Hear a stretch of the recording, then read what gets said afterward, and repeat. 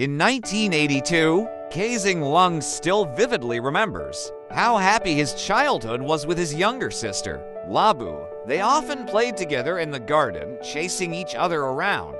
He called his younger sister Ba, and would never forget the moment when Ba gave him a male doll, saying, "This is mine, and this one is yours, brother." They often spent time drawing on paper, and one day, they accidentally painted on the walls with paint they had opened. Their mother got angry and shouted, "Who did this?" Ba quickly pointed at his older brother, grinning as if washing her hands of any guilt. They both laughed, and even their mother couldn't help but laugh, too.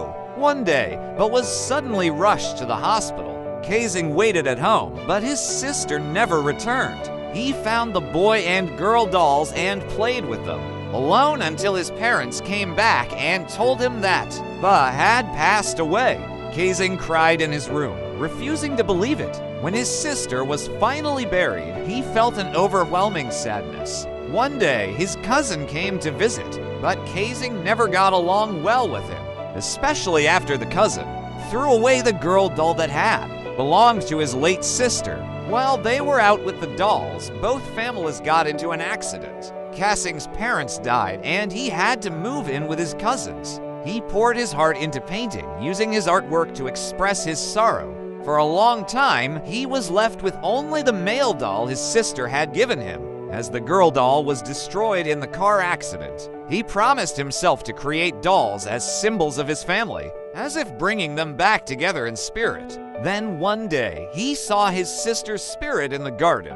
The spirit of Ba told him not to worry, as they were now together with their parents. This inspired him to create cheerful characters, including one he named Labubu, as a tribute to his late sister. He later launched a story series called The Monsters, portraying the ups and downs of living with his cousin, the struggles of adjusting, and the challenge of fitting in with relatives. Despite the playful nature of the series, it also reflected the loneliness and sorrow he felt without his real family. Eventually, Pop Mart, a popular toy company, reached out to him to collaborate and turn all his series characters like Z-Momo, Taikoko, Spooky, and Pato into dolls. The most popular character became Labubu, especially after it was made into a keychain by a Korean group, and the rest was history.